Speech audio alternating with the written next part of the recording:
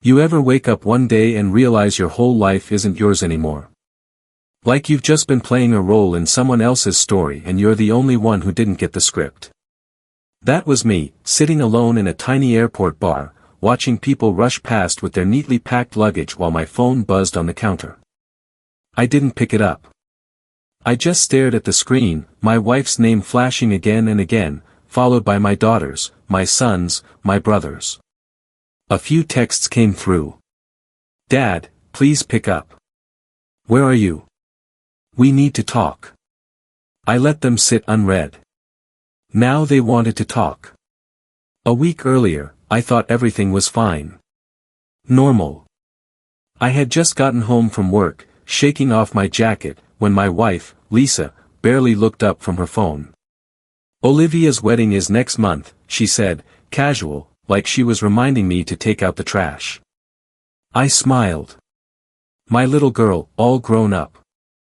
I'd always imagined that moment, walking her down the aisle, my hand over hers, that little squeeze she used to give me when she was scared. I could already hear the wedding march. Lisa cleared her throat. She's, keeping it small. Just close friends. You know how it is. I paused mid-motion. What do you mean? Lisa sighed like I was making this harder than it needed to be. She's not having you walk her down the aisle. It took me a second. Okay, so she wants to do it alone. She's actually having Mark do it. I laughed, because surely this was a joke. Mark. Her stepfather.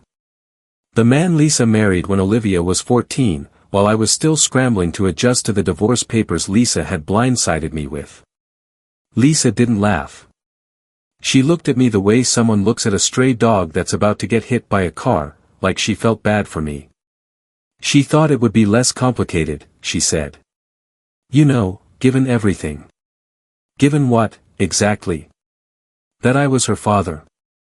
That I'd raised her. That I'd never missed a single birthday, a single school play, even after the divorce. And you're okay with this? I scoffed, shaking my head. Lisa shrugged. It's not about me. No, of course not. I called Olivia. She didn't pick up. I texted, and after an hour she finally responded, can we talk later? I just don't want any drama, Dad. Drama. That's what I was to her now. I didn't push. Instead, I sat in that hollow, aching silence that only fathers know, the kind that comes when your little girl, the one you swore to protect, makes it clear she doesn't need you anymore. The next morning, I tried again. This time she answered, her voice careful, rehearsed. Dad, please don't make this a big deal. I swallowed the lump in my throat. I don't understand, Liv. Why? She sighed. I love you, but you and Mom were messy. And Mark, he was there for me when things got hard. Like I wasn't. Like I hadn't fought tooth and nail to stay in her life. Like I hadn't swallowed every ounce of bitterness from the divorce so she wouldn't have to see it. I wanted to yell, to shake her out of whatever revisionist history she'd wrapped herself in. But I didn't, because she was my daughter, and because I knew that if I pushed too hard, she'd just pull further away. So I said, I understand. And then I booked a trip. The night of the wedding, I was in a beachfront hotel, a whiskey in my hand, my phone face down on the table. I didn't check social media. I didn't want to see the pictures. But I imagined them anyway, Olivia glowing in her dress, Mark beaming beside her, Lisa smiling like this was exactly how things were always meant to be. Not me. Not her father. I raised my glass to the ocean and whispered, cheers, kid. Then I turned off my phone.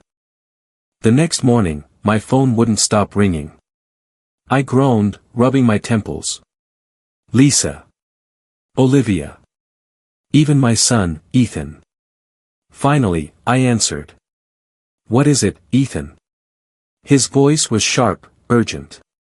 Where are you? What do you mean, where am I? I'm on a trip. Remember? Silence. Then, Dad, something happened at the wedding. I sat up, my heart pounding. What? He exhaled, shaky. Mark, he got drunk. Really drunk. And then he made a scene. He said some things. I gripped the phone tighter. What things? More silence. Then Ethan's voice came through, low and hesitant. He told Olivia she was an ungrateful little brat. That after everything he did for her, the least she could do was show some damn respect. Then he started on Mom, saying she never appreciated him, that he was sick of being used. The air in the room turned thick, suffocating. He shoved a table over, Dad. Liv was crying. Mom was yelling. They had to kick him out. I pressed my fingers to my temples. Of course. Of course this is how it played out. Olivia wants to talk to you, Ethan continued. She's freaking out. She keeps saying she made a mistake. I let out a slow breath. The anger, the betrayal, it was still there, simmering beneath my ribs. But now there was something else too. Something sad. Because Olivia, my baby girl, had spent so much time convincing herself that Mark was the better father, the better man, that she'd ignored what was right in front of her. And now she was paying the price. I heard a muffled sob in the background. Then Olivia's voice, raw and broken. Dad, are you there? I closed my eyes. She'd made her choice. But I was still her father. And fathers don't turn their backs, even when it hurts. I exhaled. Yeah, sweetheart. I'm here.